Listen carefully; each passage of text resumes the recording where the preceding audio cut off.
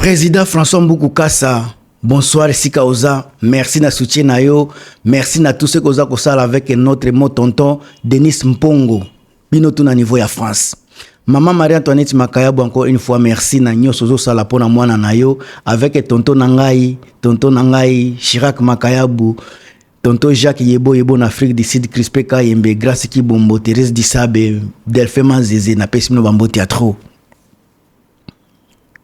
Est-ce que Makamutozo Mona, Tshisekedi ndenge bazako ganga, Rwanda zuba sanction, bako piniri ye, Kagame okendeke susu États-Unis te ndenge boyo kaka.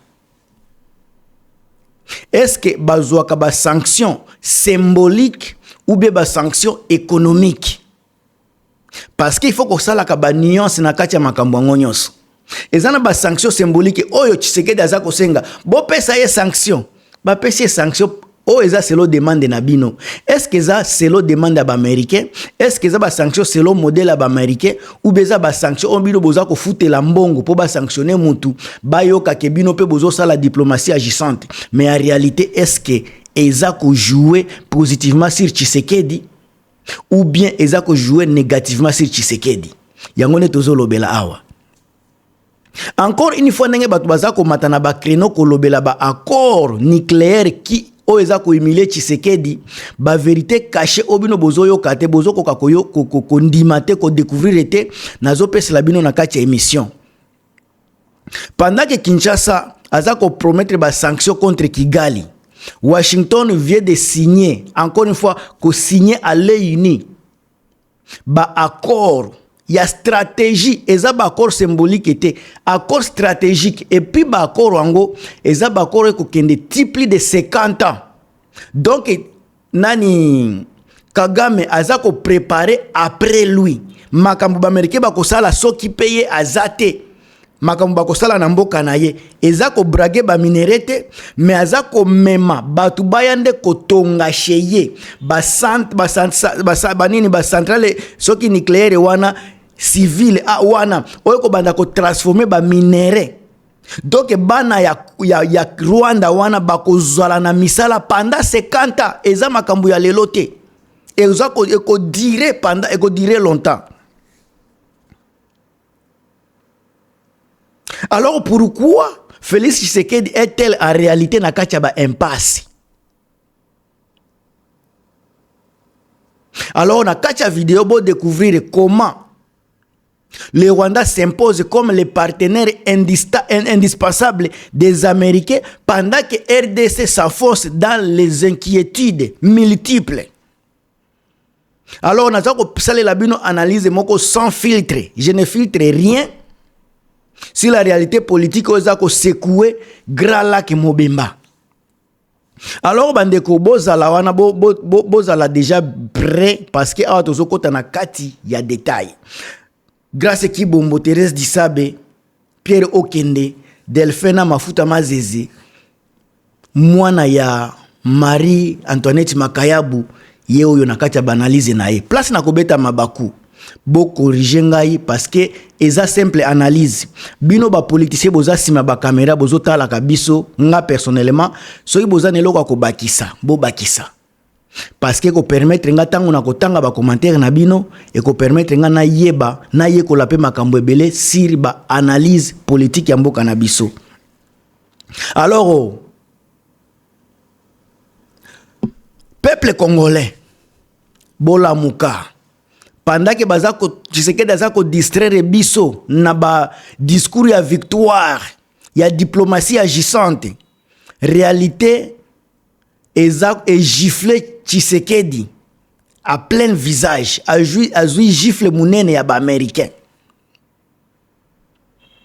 Alors que nos dirigeants bazako crier ba sanction contre Kagame, États-Unis yena ba na Kagame ba signé accord historique avec les Rwanda.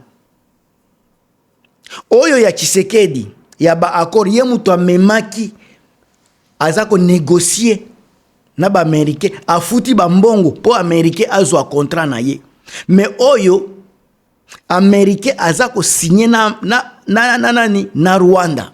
Pourquoi baza kolobaza partenaire stratégique économiquement na niveau ya Afrique de l'Est. Balobi Tanzanie te, peza munene, Uganda munene pe. Ba Éthiopie peza parmi Afrique de l'Est. Zambie pe soki otali pe bien eza en Afrique de l'Est. Mais ba Burundi wana nyos, mais ba zui showa na bango ya Rwanda. Tshisekedi arrête ya kokosa kabatu. Régime ya Tshisekedi stoppé ya ko désorienter peuple congolais. Les vérités sont là. Tozomona ndenge boza ko échouer sur le plan diplomatique. Diplomatie boza ko tout la to les agissantes mais ça n'apporte rien au peuple congolais. Par contre, mboka na biso eza ko simuler baza ko zwaka humiliation chaque jour, à chaque fois que Tshisekedi azobi makalibanda azozonga na ba humiliation. Pendant que boza ko ganga Kagame est fini, ba pimelie ba visa ako voyager ka lisusu te.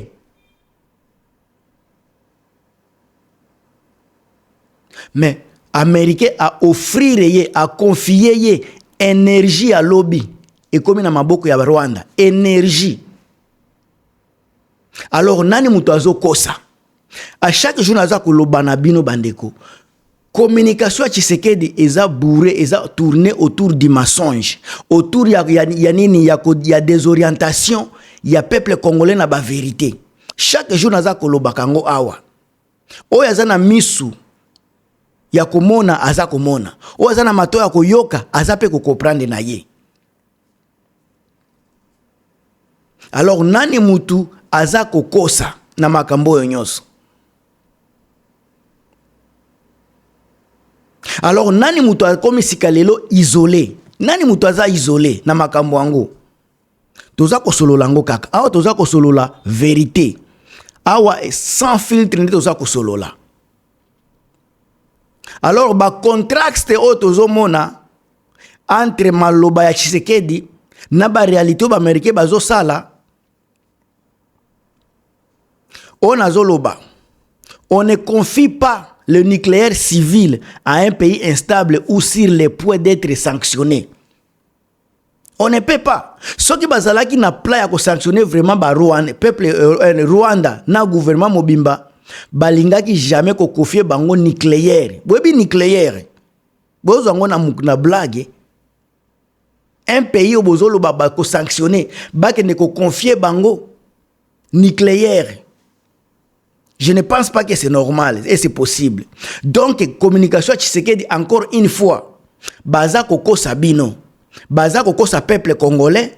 Ils nous ont désorientés. Nakacha masonge na bango.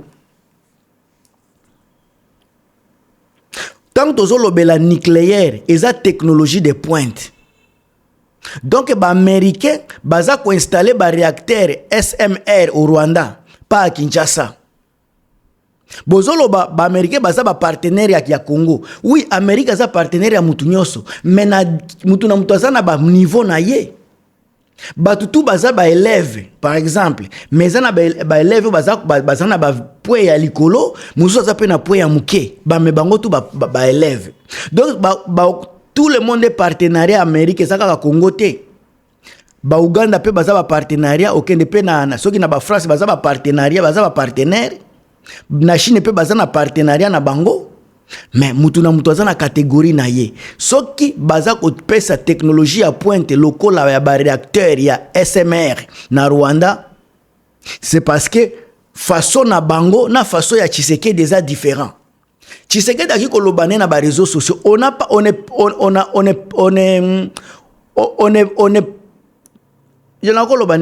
interdit personne, on interdit personne à koloba.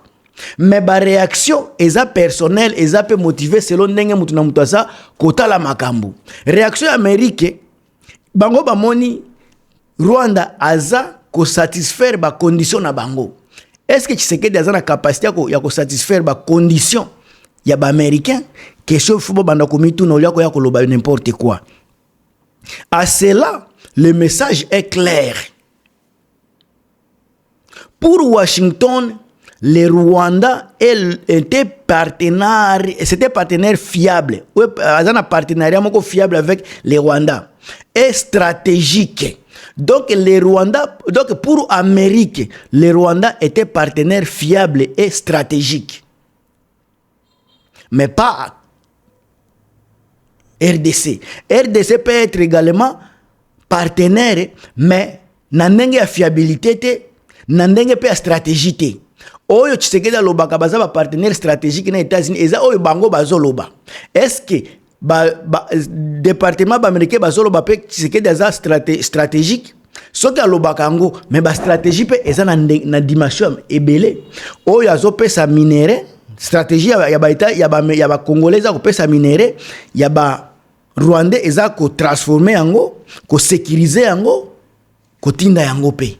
Ozomona biso tozana capacité te ya ko transformer tozana courage ka incapacité ya ko transformer tozana incapacité ya ko sécuriser yango donc Rwanda azana capacité wana ayebi ko solola makambo ya mboka Tshisekedi aza ayebi ko se lamenter Paul Kagame ayebi ko solola makambo ya mboka eza makambo ya deal.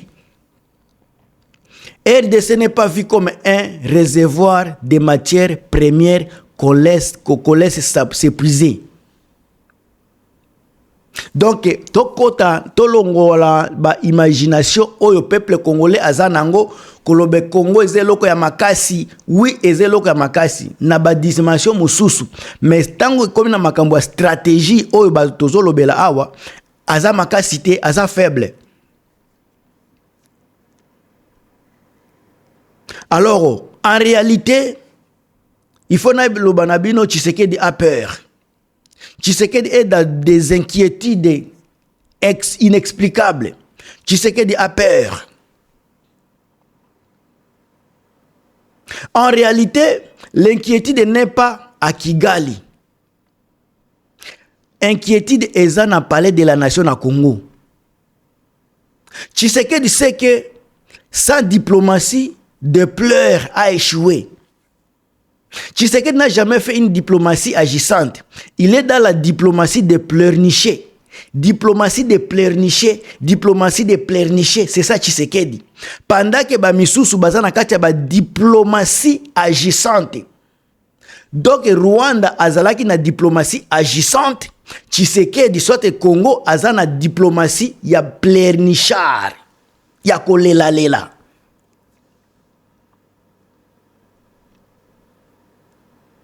Alors, Kagame a compris la chose de l'État.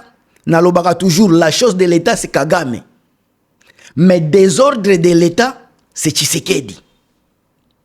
Kagame a compris la chose de l'État. Il ne va pas que les coltans, il va de la stabilité. Il déploie les soldats au Mozambique. Il sécurise les intérêts occidentaux en Centrafrique. En échange, ils obtiennent les nucléaires. Est-ce que vous avez un makamboyo? Est-ce que vous avez un makamboyo? Kagame a compris la chose de l'État. Kagame ne va pas que les coltas comme le Congo. Kagame ne va pas, je sais pas, les cobalt. Kagame va la stabilité. Kagame va la sécurité. Il déploie les soldats à Mozambique. Il sécurise les intérêts occidentaux à Centrafrique. En échange, on lui donne les nucléaires. Mais Tshisekedi, lui, s'agite, mais ne rassure pas. Il dénonce l'agression, mais ne parvient pas à sécuriser son propre territoire. Washington a fait ce choix. Il préfère l'efficacité d'un dirigeant qu'il dise critiquer plutôt que l'amateurisme d'un allié qu'il dise soutenir. Ça, ce sont des réalités.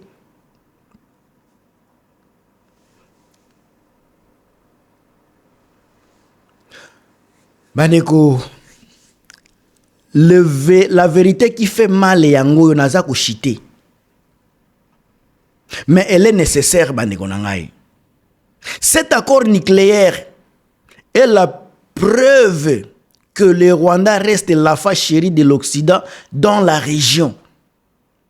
Tant que Kinshasa restera dans l'émotion et les fausses promesses, nous serons les spectateurs du développement des autres. Tshisekedi fois longwa na nini na ba émotion na ba promesse à Lukuta. Tant que Tshisekedi akotikala na ba information à Lukuta, tokobanda kaka kotala ndenge ba pays misuza ko se développer, biso kaka kolela lela. Kagame n'est pas à sa fin. Il vient d'assurer 50 ans d'avance technologique avec la plus grande puissance mondiale. Et biso ba Congolais kasi. Nous continuons de crier dans les rues de Kinshasa pendant que l'histoire s'écrit sans nous. La vérité en Gowana. On a l'oba quitté. Oyo Gilmas. Vous partagez, vous pouvez savoir pour deviner bino. On continue toujours avec les analyses approfondies.